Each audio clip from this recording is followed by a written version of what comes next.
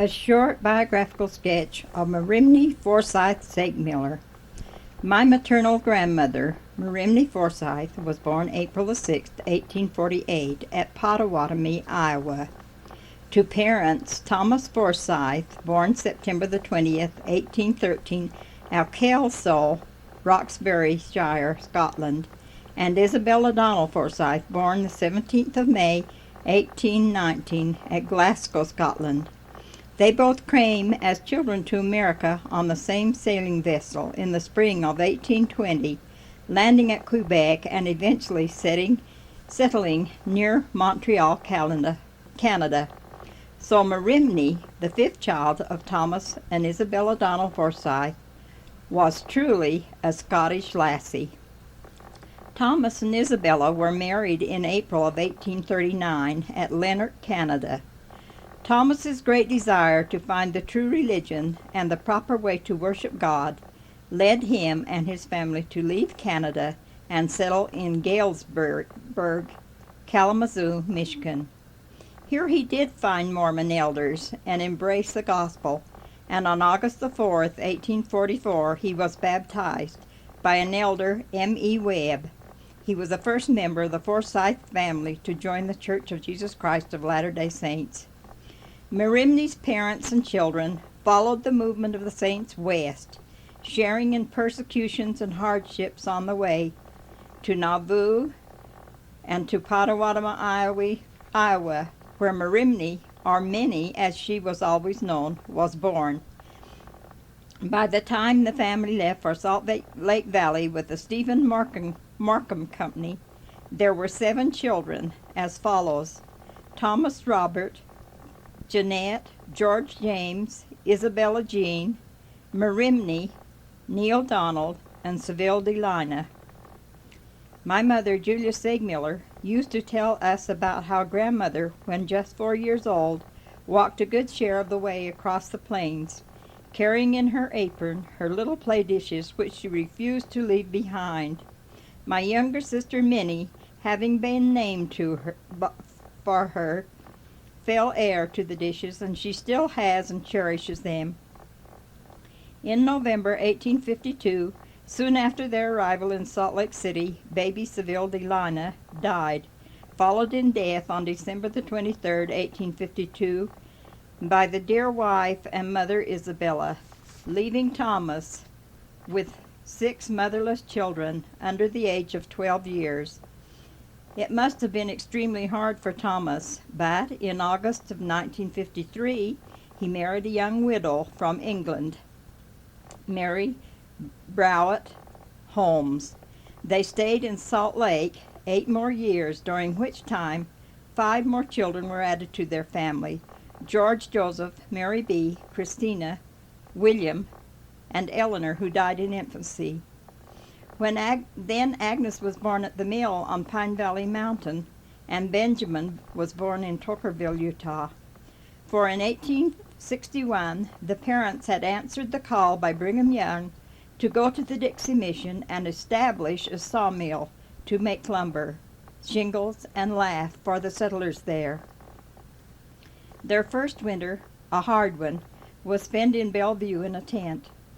But Thomas soon built a home and established his family in Santa Clara, Utah. Their neighbors down the street were named Brown, Crow, Lay, Hatch, Night, and Day. The sawmill was located at Ash Creek on the south side of Pine Valley Mountain. There he built a one-roomed cabin with a mud and willow roof. Part of the family spent summers there and cooked and cared for the mill workers. Their peace there, though, was disturbed by snakes, centipedes, scorpions, hostile Indians, and early snowstorms, and as well as hunger. Mariamne, now in her early teens, shared the hard work and many hardships. While at the mill, she was bitten by what must have been a rattlesnake, but through the dexterity of her stepmothers, her life was spared, and she recovered. When Minnie was 16 and the Indians became real hostile on the mountain, she was sent to live with the 4 younger children, Mary, Tina, Joe, and well to Santa Clara, where the family home now was, and to care for them. Next spring, a neighbor, Miss Brother Dodge, came and invited the children to come and look at his loaded apricot tree. They were to look, but not touch. They had never seen or tasted apricots, and they looked so deliciously tempting that Mariamne asked what she could do to get enough for the children to have a taste. He said that if she would spin a pound of wool for him, he would give her 12 apricots. She did, and in later years Tina said she had eaten many apricots, but none ever tasted quite so delicious as those first few. Fruit was very scarce in Dixie, and so on the mountain the family used to gather wild chokecherries, elderberries, service berries, and dry for winter. Also some small tomatoes were gathered, scalded, and dried for winter use. Everything had to be conserved, as food of any kind was scarce. Once on the mountain, all the family had to eat was potatoes and corn. Mary Forsyth, the second wife, was very ambitious, and taught her own children as well as her foster children to work hard and be industrious. She took the 3 girls, Nettie, Belle, and Mariamne, to Salt Lake to learn the glove-making and tailoring trade. Minnie's skill, both in the kitchen and with the needle, were well developed in her early teens. When Mary also owned a leaching machine to make lye from ashes, fat was secured from the tithing office and soap made for half. Thousands of pounds of soap were made by them and sold, the money helping to equip the sawmill with the necessary machinery.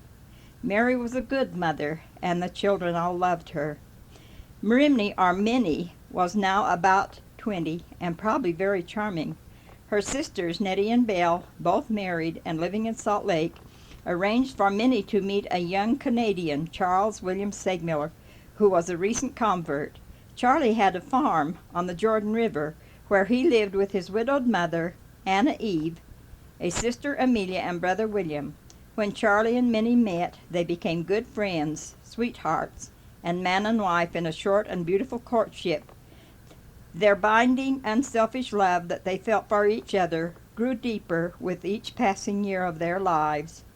They were married February the 1st, 1863, in the old endowment house in Salt Lake City.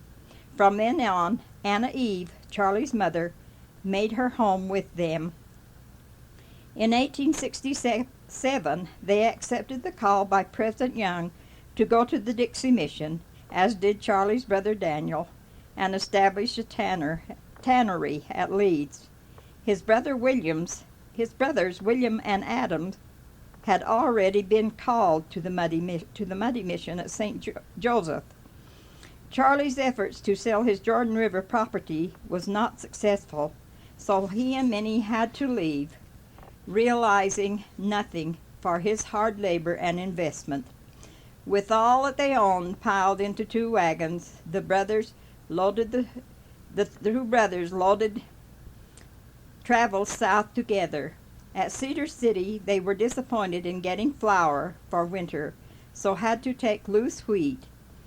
No sacks were available at the Cedar City tithing office. The wheat had to be hauled loose in one of the wagon beds, so they had to crowd up in one wagon for the rest of the journey.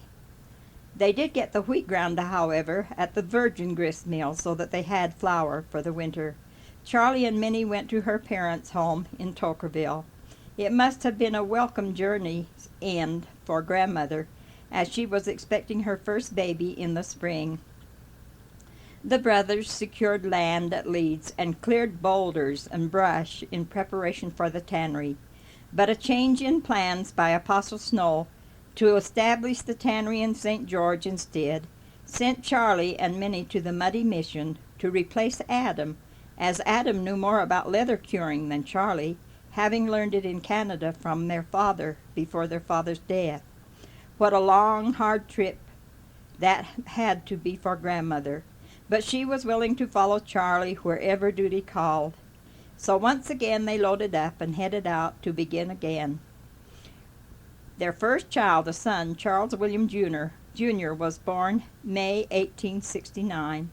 They had many good and bad experiences as they labored hard to help establish St. Joseph.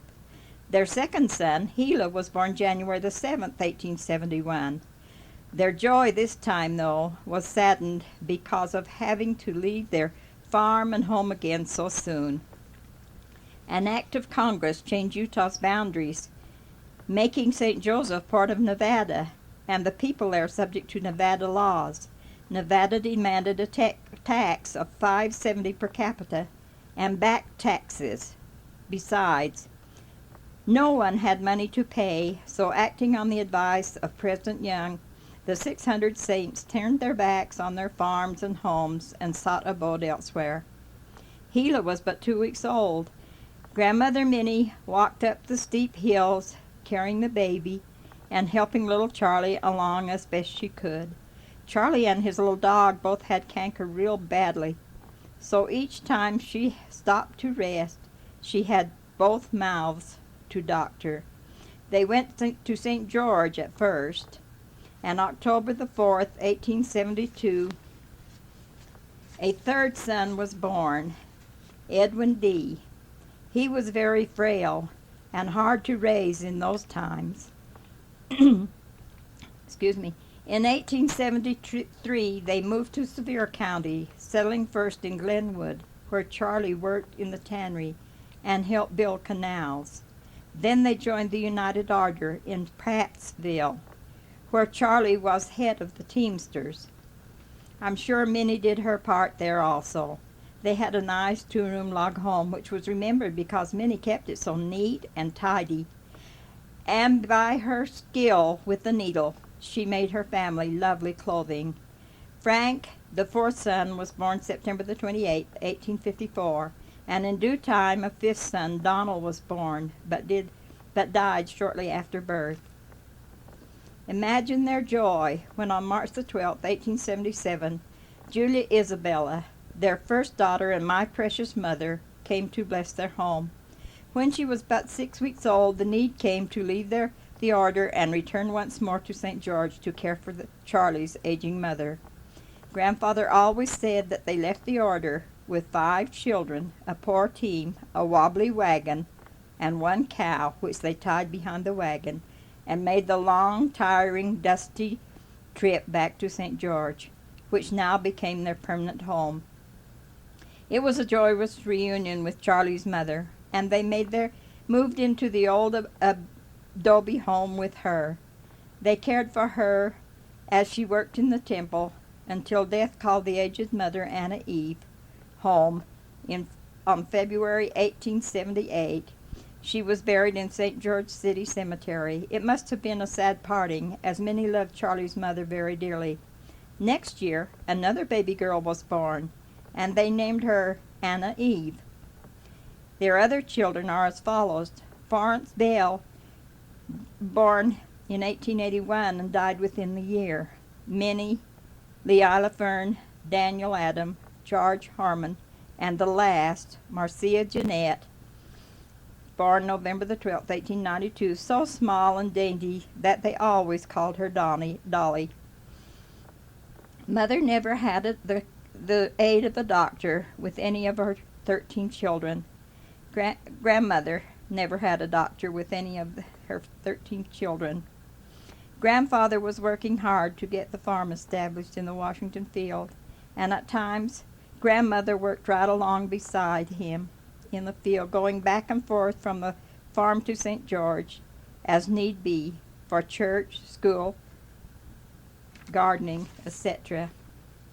Overwork and the Dixie heat resulted in Charlie's poor health, and for several years he had to go to Upper Kanab, a cooler climate, and there work in his brother Daniel's creamery. He brought home each fall cheese as part of the pay for his wages, some for the family use and some to be sold. Grandmother, a hard worker, good planner, and good regulator of the work among her children, took over well with managing such a large family, farm, and garden, and home in his absence. She raised and sold garden vegetables, honey, molasses, vinegar, and made barrels of brown cucumbers for sale, part of the proceeds paying the school teachers' fees. Her own cellar was always well stocked for the family, as well as for the many guests and company she always made welcome under her roof and at their table. There were crocks of preserves, pickles, sauerkraut, sausage, hams, and many foods, for she was ambitious, thrifty, and a conserver, wasting nothing, and she always taught, "Wilful waste makes woeful want." Her home, meticulously clean and neat, was a gathering place for old and young alike. She always paid an honest tithing, and marked 1/10 of the very best garden rows for tithing, never allowing them to be touched for sale or family use. She was a wonderful game and meat cook, and her cherry pies could not be equaled. She could tailor a suit to please the fanciest dude, and her dainty handwork on her baby clothing was unbelievable. She always prepared for the Sabbath on the day before. The cleaning, baking, etc. had to be done early, so that the bathing, shoe shining, and the Sunday dinner could all be done in the afternoon Saturday, for she saw to it that all of her children attended Sunday school and primary regularly, well dressed, neat, and clean. She read them many stories from the Bible, later books like Ben-Hur and Quo Vadis. This kept them home and close to her.